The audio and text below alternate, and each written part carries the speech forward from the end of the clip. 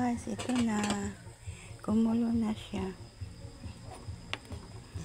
Madali lang naman itong maluto. Ang nagugutom na pagkinita. Papahigo po natin taktatin sa bawat may gulay.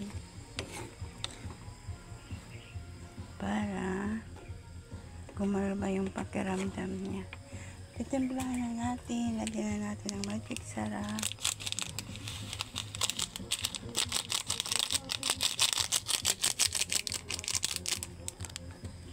At asin. Kunti lang asin. Kunti lang asin at ibubot.